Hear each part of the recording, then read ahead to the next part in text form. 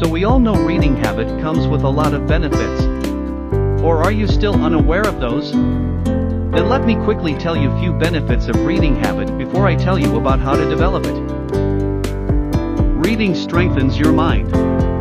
Yes, reading can literally change your mind.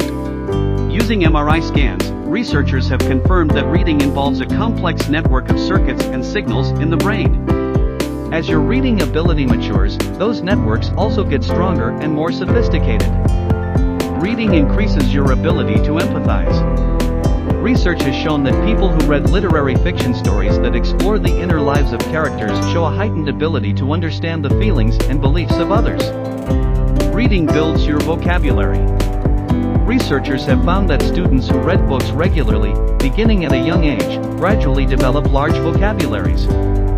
And vocabulary size can influence many areas of your life, from scores on standardized tests to college admissions and job opportunities.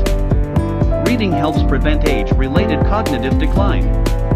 Although research hasn't proven conclusively that reading books prevents diseases like Alzheimer's, studies show that seniors who read and solve math problems every day maintain and improve their cognitive functioning.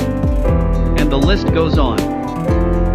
You can start by assigning a specific time for reading. If you can set a place too, that'll be better.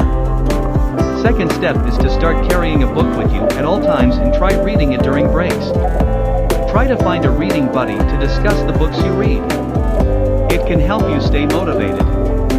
Be okay to leave a book midway if you don't find it interesting enough. That's better than having a roadblock to read.